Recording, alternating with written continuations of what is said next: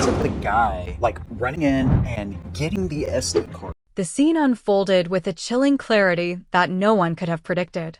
It was supposed to be just another event, another rally, another chance for Charlie Kirk, a prominent conservative figure, to speak to an eager audience at a public event. The energy in the room was palpable, charged with anticipation as Kirk, known for his outspokenness and political influence, took to the stage. People had come to hear his views on politics, faith, and the future of America. The cameras flashed, the audience cheered, and for a moment, it seemed like any other political gathering. But then, in a heartbeat, everything shifted. The shot rang out. One single bullet, fired with precision, shattered the calm. Charlie Kirk, the man who had spent years making headlines, speaking for causes he believed in, was now slumped in his chair, his life taken from him in an instant. The chaos that followed was almost surreal. Attendees, stunned and panicked, scrambled in every direction. Some ran for cover, others rushed to help, but it was clear to everyone in the room that nothing could change what had just happened. The shock was all-consuming. As the dust settled and emergency services arrived on scene, witnesses provided accounts of what they had seen. Their testimony was stark and haunting. The exact chair where Charlie Kirk had been seated was pinpointed, and from there, the trajectory of the events seemed to fall into place. But as the investigation began and authorities scoured the area for evidence, something highly suspicious emerged. Among the chaos of the crowd, there was one individual whose actions stood in stark contrast to everyone else's. While others were still reeling from the shock of the attack, this person walked calmly, deliberately, to a rear security camera positioned behind Charlie Kirk's chair. Without hesitation, he approached the camera, removed the SD card, and walked off. Witnesses described the individual as calm, collected, and perhaps more disturbingly, unfazed by the events unfolding around him. The image of someone walking with such purpose through a scene of chaos, removing evidence with a steady hand, was the kind of thing that raised immediate suspicions. Why would someone, in the midst of such a tragedy, choose to tamper with evidence in such a deliberate manner? Was this individual involved in the attack, or was he simply someone with knowledge of how to manipulate the scene for some other purpose? The missing SD card quickly became a central piece of evidence. Positioned behind the speaker's head, the rear camera had the crucial angle that could reveal everything: the direction of the shot, the reaction of the crowd, the immediate aftermath.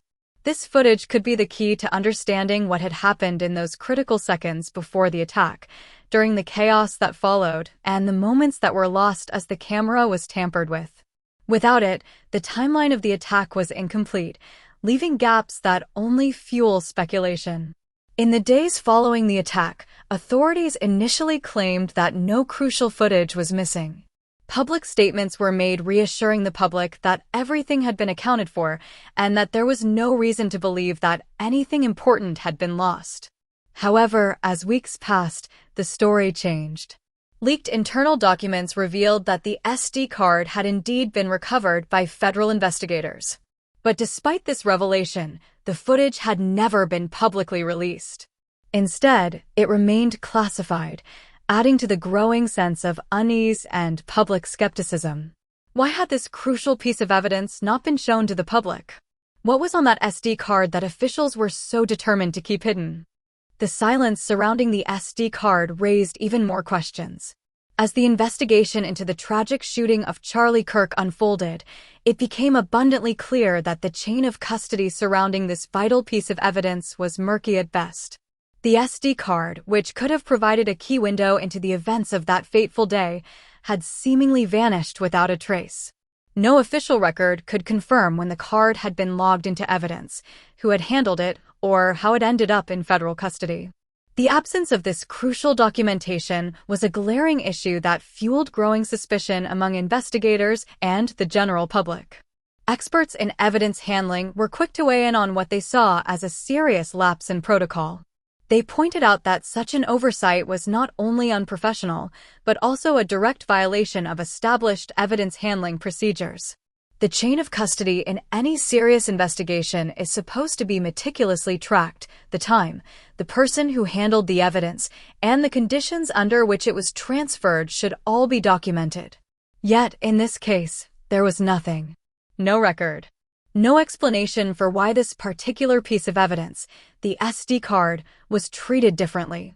It was as though the steps required to ensure transparency and accountability were intentionally ignored. If you've been in this field long enough, you understand just how important evidence handling is, said a seasoned law enforcement expert who had worked on several high-profile cases. When something as critical as an SD card goes missing or is mishandled, it opens the door to a huge number of questions. It's not just about the footage itself, it's about the trustworthiness of the investigation. And that trust is fundamentally compromised when the chain of custody is violated. But the missing SD card wasn't the only issue. As the weeks passed, more questions arose about how the footage had been removed from the camera. Eyewitness accounts described the man who had tampered with the camera as eerily calm, an individual who seemed unfazed by the chaos unfolding around him. While others were caught in the panic of the moment, rushing to help the injured or running to safety, this man moved with an almost detached purpose. He walked directly to the rear security camera, removed the SD card, and left the scene without drawing attention to himself. In the confusion, it wasn't the actions of the shooter that took precedence, it was the actions of this mysterious figure. Who was he? What was his purpose? And more critically, why did he remove the SD card from the camera? According to several eyewitnesses, his movements didn't reflect the frantic uncertainty of someone caught in the midst of a violent attack. Instead, the man's behavior seemed methodical, deliberate, even familiar. He was calm, and his actions suggested he had prior knowledge of the security equipment, or perhaps, more disturbingly, that he had authorization to access it. Witnesses could not identify the man, but they did note his unusual behavior in stark contrast to the panic around him. He did not appear to be panicked or rushed. Instead, he seemed to know exactly what he was doing. Why had he approached the camera with such confidence? Was this someone authorized to access the footage? Or was he an outsider, taking the footage for reasons known only to him? The implications of his actions were enormous. What did the SD card contain? What crucial details about the shooting, the shooter, or the reaction of the crowd could have been revealed by the rear camera footage? That camera had been positioned directly behind Charlie Kirk's head, the only angle that could have shown the direction of the shot, the reaction patterns from the people in the crowd, and the immediate aftermath. It was, quite simply, the key to unlocking the sequence of events. And yet, it had been taken without explanation, without any trace. As the investigation progressed, the official statements from law enforcement began to shift. Initially, the authorities had assured the public that no crucial footage was missing. The idea was that everything had been securely logged and that there was no reason to believe anything was lost. However, as time passed and more information came to light, the narrative began to change. Internal documents revealed that federal investigators had indeed recovered the SD card. But to the growing frustration of the public and the media, the footage was never released. The card sat in federal custody, shrouded in secrecy, with no explanation offered as to why the footage remained classified. The public skepticism grew in response. Why was the footage being kept from the public? If it contained vital information, why wasn't it being shared? Why was this particular piece of evidence treated differently from everything else? If the investigators were so confident that the footage didn't hold anything important, then why not release it? The absence of clear answers created an atmosphere of suspicion and distrust. The public, already reeling from the tragedy of Charlie Kirk's death, now found themselves questioning the transparency of the authorities involved. What was being hidden? Why was the footage being concealed? And, perhaps most importantly, who had the power to suppress it? Questions about the chain of custody intensified. Experts and critics alike pointed to the lack of documentation regarding when the SD card was first logged into evidence, who had handled it, and how it ended up in federal custody. These were basic procedures that every investigator knew were essential to ensure the integrity of the investigation.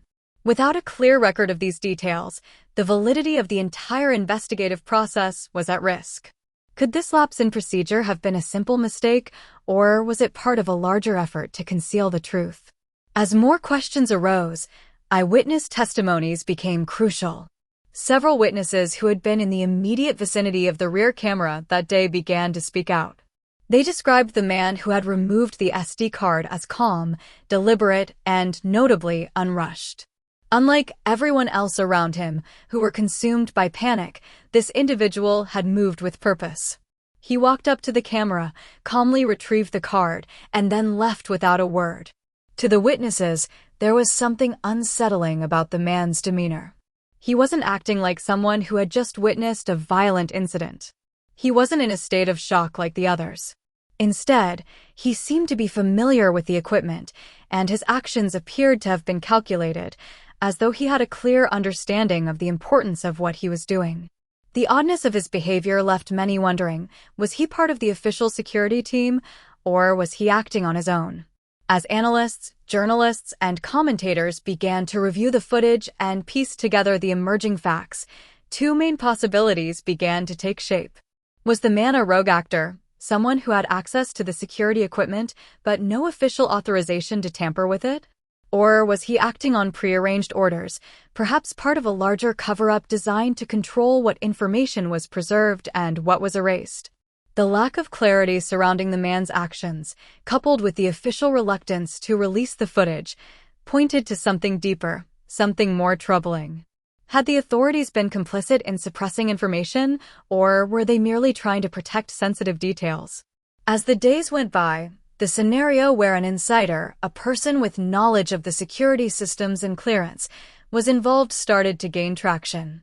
The idea that someone with inside access had been tasked with removing the footage seemed increasingly plausible. The more the public scrutinized the evidence, the more the chain of custody became an issue. With each passing day, the public outcry grew louder. Media outlets began to report that officials had already viewed the footage privately, yet they continued to refuse to release even a single still frame to the public. This secrecy was unusual and troubling.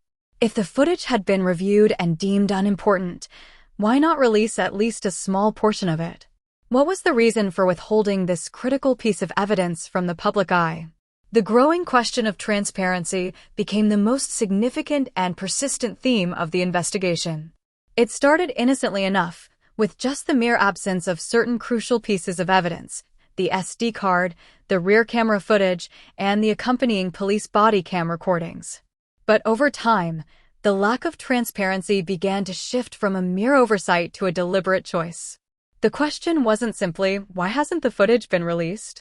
It became, why are they hiding it? What possible reason could there be to keep something so critical to the investigation locked away from public scrutiny? As more and more time passed without a satisfactory explanation, the silence from officials only made the suspicions grow. What had initially been questions about the missing footage turned into something much more significant, a demand for transparency, a demand that grew louder with every passing day. The public was no longer content to sit idly by, waiting for answers to be provided on someone else's timeline. Investigators, journalists, and concerned citizens had begun to connect the dots. And the dots led them to one simple conclusion: the public had the right to know the truth, and the truth could not remain hidden any longer. The call for transparency was not limited to a vague sense of curiosity or mere dissatisfaction with the slow pace of the investigation. No, it became a deeply ingrained ethical imperative, an obligation for those in charge of the investigation to uphold the public's right to know. Three key pieces of evidence were at the forefront of this demand: the unedited rear camera footage, the police body cam recordings, and perhaps most crucially, the chain of custody record for the SD card. Without access to these fundamental pieces of the puzzle, the investigation could not claim to be anything approaching complete or transparent. Without them, the picture of what truly happened would remain incomplete, clouded, and full of gaps. What everyone involved in the investigation could agree upon was this: the SD card was not just another inconsequential piece of evidence. The importance of that particular SD card could not be overstated. It wasn't merely another security recording, one of many that might be relevant in an investigation. No, the SD card in question was the key to unlocking the truth about what happened during the critical moments of the shooting. The rear camera had captured the only clear angle that could shed light on the direction of the shot, the reaction patterns of the audience, and the immediate aftermath of the attack. Without this footage, everything remained speculative. Theories and assumptions could fill the void, but the core of the truth, the actual details of what happened that day, remained elusive, hidden behind a wall of secrecy and incomplete information. The man who had removed the SD card, and the deliberate manner in which he had done so, seemed to signal something more than just a random act of theft. It spoke to a far more disturbing reality, that someone had known exactly what they were doing. They had purposefully taken the footage that could have held the answers, and that act alone raised serious questions about the intent behind it. The silence surrounding the SD card, its removal, and its subsequent disappearance painted a chilling picture. This wasn't just about who pulled the trigger. This was about who controlled the information and what secrets were being kept from the public. That's when the true implications began to sink in. Who was orchestrating this cover-up? And more to the point, why? The idea that the truth was being suppressed wasn't just troubling, it was terrifying. It was a violation of the public trust, an effort to keep crucial information locked away behind a veil of secrecy. The lack of transparency was no longer an isolated incident, it was part of a much larger, more concerning issue. As the public outcry intensified, the question shifted once more. It wasn't just about what was on the SD card. It was about why authorities were refusing to release the footage, why they were keeping the card hidden, and why they were allowing the speculation and distrust to grow. The more the authorities withheld the footage, the more the question turned into one of integrity. Were they genuinely withholding the footage for valid reasons, or was there something far more sinister at play? The longer the silence persisted, the more it became clear that something was being concealed. What made the situation even more problematic was the lack of clarity surrounding the SD card's chain of custody. This was one of the most critical issues, one that only deepened the mystery. There was no public record to confirm when the card had first been logged into evidence, who had handled it, or how it had ultimately ended up in federal custody. How was it possible that such a key piece of evidence could disappear, only to resurface later with no proper documentation to explain its journey? The fact that no one could answer those questions was a serious blow to the credibility of the investigation. Without a clear and transparent chain of custody, how could the public be certain that the SD card had been handled properly and that no one had tampered with it after its removal? Experts in evidence handling were quick to point out that the situation was not only unprofessional, it was dangerous. One expert noted, if the chain of custody is broken, even a single lapse in tracking evidence can lead to mismanagement of the entire case. It's essential to document every step of the process, from the moment the evidence is collected to when it's processed and analyzed. Without a clear record of these steps, there is no accountability. The lapses in documentation raised serious concerns about the integrity of the entire investigation. Was it possible that the SD card had been mishandled at some point? And if it had been mishandled, could the evidence on it have been compromised? The lack of transparency surrounding the SD card only added fuel to the flames of suspicion, making it even harder for the public to trust the official narrative. But what about the man who removed the SD card? The eyewitness accounts from the scene painted a striking picture of the individual who had calmly approached the camera. According to several witnesses, this person was notably different from the rest of the crowd. While others were panicking, scrambling to understand what had happened, this man was collected and deliberate. He didn't rush or act impulsively. Instead, he approached the camera with an air of familiarity, as though he had done this before. His calm, controlled movements raised immediate questions. Who was he? What was his relationship to the event? And why did he seem so comfortable with the process of removing the SD card? Theories quickly began to emerge. Was he a member of the security team, someone with the clearance to access the camera? Or was he an outsider, perhaps someone with an agenda of their own, trying to control the flow of information in the aftermath of the attack? Some analysts and commentators suggested that he could have been following prearranged orders, tasked with making sure the footage didn't reveal anything incriminating. Others believed that he could have been a rogue actor, someone with access to the system but no official clearance, acting out of his own motives. As the investigation continued, the public's frustration only grew. The media picked up on the secrecy surrounding the footage and the outrage intensified. News outlets confirmed that the officials had already viewed the footage privately, but still, they refused to release even a single still frame. This secrecy was not only unusual, but also deeply concerning. If the footage contained vital information, why wasn't it being released? And if the footage wasn't important, why not show it to the public anyway? The continued silence only served to fuel the growing suspicion that something was being hidden. Why were they keeping this information from the public? What was so important that the truth couldn't be shared? The demands for transparency reached a boiling point. The public wasn't asking for much, just the unedited footage, the body cam recordings, and most importantly, the chain of custody records for the SD card. Without these, the investigation would remain incomplete, and the growing cloud of secrecy surrounding the case would only continue to deepen. The longer the footage was kept from the public eye, the more it seemed like a deliberate effort to hide something. In the end, the question that remained was simple: what was being hidden? The SD card held the key to unlocking the truth about what had happened that day. But until the footage was made public, the questions would remain. And the public skepticism would only continue to grow. What had happened in that room? Who had removed the SD card? And more importantly, why was it being kept from the public? The shadow of secrecy loomed large over the investigation, and until the footage was finally revealed, the questions would continue to haunt the investigation. The truth remained out of reach, and with every passing day, the demand for answers grew louder. The public, the families affected, and every citizen who had followed the story deserved the truth. And until that truth was revealed, the question would remain: who pulled the trigger? And who pulled the card?